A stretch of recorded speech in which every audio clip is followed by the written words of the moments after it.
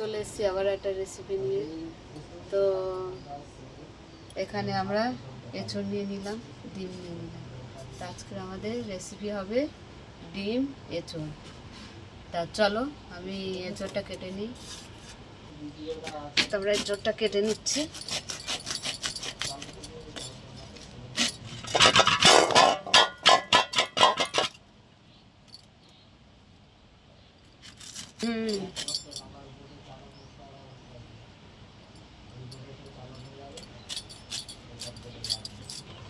তো আমরা এঁচড় এইভাবে সাইজ করে কেটে নেব।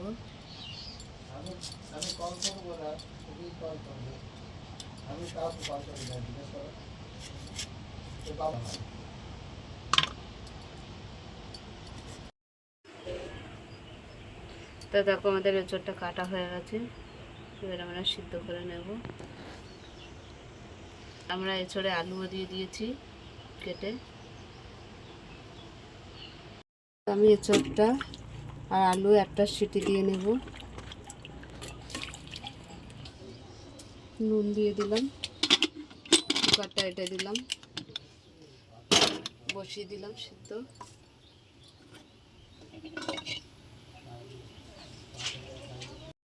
বসিয়ে দিয়েছি, কড়াটা গরম হয়ে গেছে, তেল দিয়ে দিলাম।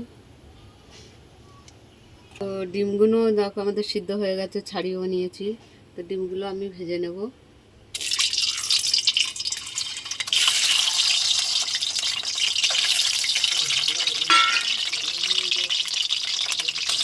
তো আমাদের ডিমগুলো ভাজা হয়ে গেছে, তুলে নিচ্ছি, হালকা করে ভেজে নিলাম।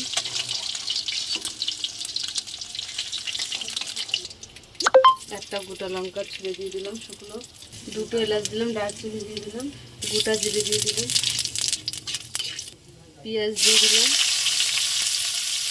একটু ভেজে নেব। আমাদের পেঁয়াজটা ভাজা ভাজা হয়ে গেছে। আদা রসুনের কাঁচা লঙ্কার পেস্ট দিয়ে দিলাম, ধনে পাউডার দিয়ে দিলাম, হলুদ দিয়ে দিলাম, লাল লঙ্কা গুঁড়ো দিয়ে দিলাম। মশলাটা ভালো করে কষিয়ে নেব।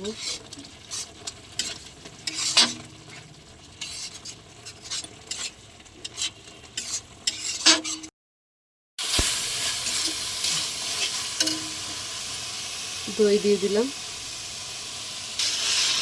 দই দিয়ে ভালো করে স্বাদ মতো নুন দিয়ে দিলাম। তো আমাদের মশলা থেকে তেল ছেড়ে দিয়েছে।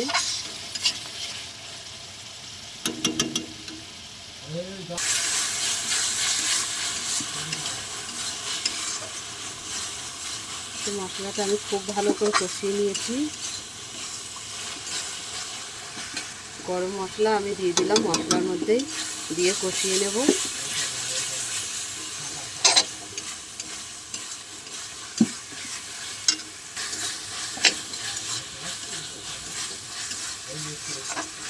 মশলা থেকে তেল ছেড়ে দিয়েছে একদম। মশলাটা খুব ভালো করে কষানো হয়ে গেছে। আমি এবারে এঁচড় আর আলুটা দিয়ে দেব। এঁচড় আলুটা দিয়ে দিলাম, ভালো করে নেড়ে নেব।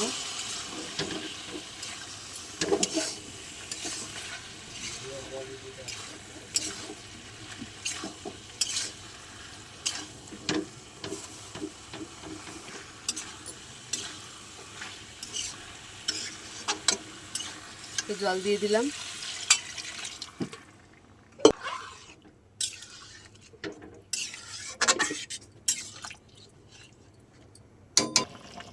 তো ঝোলটা ফুটে উঠেছে, আমি ডিমটা দিয়ে দিলাম,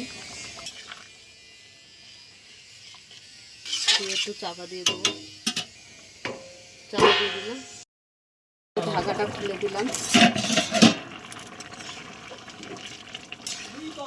তো আমাদের এঁচড় ডিমের রেসিপি হয়ে গেছে। তো আমরা নামিয়ে নিচ্ছি। আমাদের এঁচড় ডিমের রেসিপি হয়ে গেছে। তা তোমাদের কেমন লাগলো বলো, ভালো লাগলে লাইক করে দেবে, শেয়ার করে দেবে, কমেন্ট করে দেবে, ফেসবুকে ফলো করে দেবে, ইউটিউবে সাবস্ক্রাইব করে বন্ধু হয়ে পাশে থাকবে। টাটা। সময় দেখেছো দুষ্টুমি করে কোথায় উঠেছে? আরে আমাকে কানা করে দিবি তো। টাটা।